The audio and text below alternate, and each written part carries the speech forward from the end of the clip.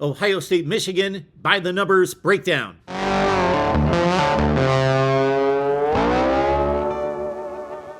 Welcome in, everyone, to the Voice of College Football during Rivalry Week. This is when we thrive here at the Voice of College Football. Football never stops for us, 24/7, 365, but of course it's Rivalry Week. This is cherished and sacred territory to college football fans. And no rivalry gets better than Ohio State, Michigan. No rivalry gets more important in recent years, especially the last couple, than the Buckeyes and the Wolverines. All right. Please like the video, share the videos out on social media, subscribe right here at the Voice of College Football. We are going to be here live throughout the week, both here on the main channel and throughout our 25-team channels. So please join us. Lock in. All right.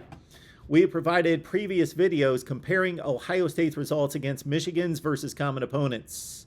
Please check out those videos. I'm not going to go through the numbers that we've already displayed. We are going to simply add to them, with the Maryland game being the latest confrontation where we can compare the Wolverines and the Buckeyes.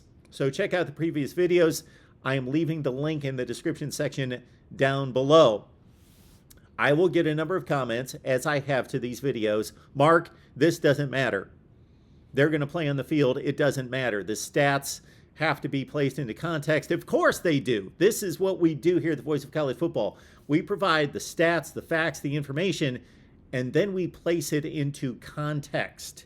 So yes, this is context that we have provided in the other videos. I'm not going to dig up the difference between the performances against, let's say, Penn State, which is probably the most meaningful performance by these two teams against an opponent because it's the best opponent. They all mean something. They all have to be placed into context, of course, and we've done that in the past. We will do that throughout the week right here at the Voice of College Football. Injuries are looming large for both of these teams. In the running back rooms in particular, we saw what happened to Blake Corum at the end of the first half against Illinois. We have seen over the past 7 or 8 games, Travion Henderson, Mayan Williams, who did not play against Maryland, and then the emergence now of Dallin Hayden. We don't know how effective those running backs are going to be coming up this weekend. Also, Luke Schoonmaker, top tight end for Michigan. Mike Morris was sidelined due to a sprained ankle for Michigan. He says that he will definitely play in the game. So yes, injuries, weather. Ohio State fans, you don't want to hear it, but weather is going to be a factor in this game. If there's precipitation and wind, if it's 55 degrees and sunny, then it should not be a factor. Factors and excuses are two different things. There is no excuse for losing. Weather's weather, it's football. You play outside. That's a good thing. But we've got a passing team, we've got a rushing team. There's more involved when you pass the ball. There's more bad things that can happen. It's more difficult to throw the ball in adverse weather conditions. We've all seen that many times as football fans throughout the years. It's easy. All right, let's look at the comparison of Ohio State against Maryland, Michigan against Maryland. The Terps gave both of these teams a run for their money and gave them difficulty in different ways. Of course, the Buckeyes won this game by 13 points, as we will see on the comparison here. But if you watch the game, it was not a typical 43-30 game because the Buckeyes scored on the final play of the game with a scoop and score on the Zach Harrison strip sack. Buckeyes defeated Maryland by 13. Michigan 34-27 at the Big House. That game can be interpreted a number of ways. On the Michigan side, you can say Maryland scored in the final minute to make it a one-score game. And Michigan dominated in X, Y, and Z ways. But we can also look at the Maryland side of things and say they fumbled an opening kickoff, doink, right off the face mask, which gave Michigan a 10-yard field to score the first touchdown of the game on the first play of the game. Also, there was a Maryland interception where the guy's foot was about that far out of bounds that handed Michigan a field goal. Otherwise, J.J. McCarthy was throwing an interception in the end zone. There was a Michigan interception that should have been ruled a trap. So, plays on both sides in both games. Maryland certainly gave Ohio State all they could handle in this game in College Park on Saturday. Let's check it out once again. Buckeyes, this might be the only time this season, although I believe the Rutgers game, interestingly enough, the Buckeyes were outpassed in yardage. Michigan outpassed. But also keep in mind that Maryland just threw it a lot more. They were behind in both of these games. They threw 13 more passes than Michigan, though Michigan was actually much more effective throwing the ball against Maryland with 49 less yards and 13 less pass attempts. Maryland threw it 7 more times than Ohio State.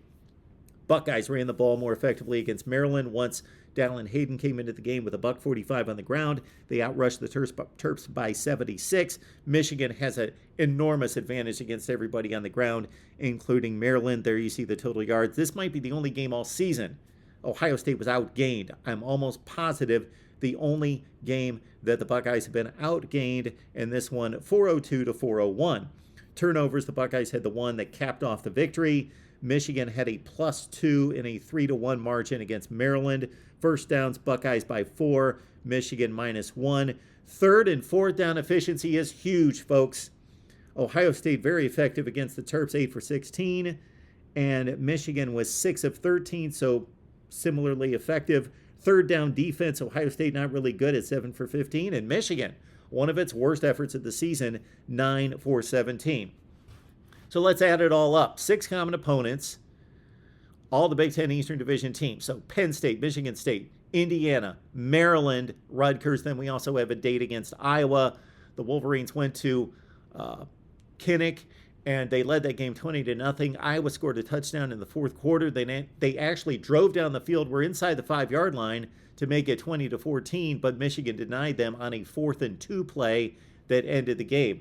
The Ohio State dominance on the scoreboard at 54-10 was an odd one in that they turned over an Iowa offense that, of course, is horrible, but they don't turn the ball over much. And Ohio State turned them over 6 times. Some of those were takeaways. Some of those were flat-out gifts. The score was pretty close at halftime. Then the Buckeyes broke it out and started to get the passing game going. They could not run the ball against Iowa. And this, of course, is the theme and narrative from both fan bases as we discuss this each and every week. Ohio State can't run it consistently, and they can't run it on short yardage, although their rushing statistics are pretty damn good. Overall, again, key situations against Northwestern, against Iowa, short yardage situations, Penn State. Then we saw it against Maryland as well until Dallin Hayden got loose and started cranking out yardage. For Michigan, their ground attack might be the best in college football. However, Michigan not throwing the ball well downfield. And Ronnie Bell, the most consistent pass receiver for Michigan, with the 2 tight ends out. And really, J.J. McCarthy can't count on the other Michigan receivers to make big plays consistently. Andrell Anthony had a huge drop in that game. And, of course, Illinois could have won the game. I could go into Illinois and Brett Bielema's strategy down the stretch that was weak and should have been changed and altered considering 3.5 minutes left on the clock. Michigan could have been in real trouble, but of course they get the ball back, drive down the field, and Moody makes the field goal to ice it 17-16. Interesting games for both ones leading into the game. Let's check out how they run down against all 6 common opponents. Buckeyes have outscored everyone. There it's reflected there, plus 182 compared to Michigan's 122. Buckeyes in the passing game, obviously. Michigan has obviously passed so much less. They've actually been more effective than their opponents throwing the ball by and large, these 6 opponents, but just less yardage because they throw it much less. Rushing, Ohio State, pretty dominant. Michigan, completely dominant. And that's a common theme that we see across the board. Ohio State produces more yardage on less plays because, of course, they throw it downfield. Turnovers, this Ohio State figure is bolstered by the effort against Iowa and also against Penn State when they were +4. First downs, the Buckeyes and the Wolverines both dominant there. Third and fourth downs. On offense, Michigan actually more effective than Ohio State, more than 50% conversion rate. Ohio State less than 50%. On defense, it may surprise some people that Ohio State's defense actually a little bit more effective than Michigan, holding opponents to 25 conversions. These 6 opponents out of 94 tries. Now let's look at yards per play. Yards per play, offense and defense tell us so much, especially, again, when it's not just 1 game or 2 games. It's 6 games, same opponents, different situations, different locations, yes, but the same 6 opponents. And the Buckeyes, of course, have arguably the most prolific offense in college football, and with Tennessee faltering in recent weeks, I think we could possibly say that, yes, it's Ohio State. 7.24 yards per play, and that's considering Rutgers can play defense, Penn State's got an excellent defense, and Iowa has an elite defense.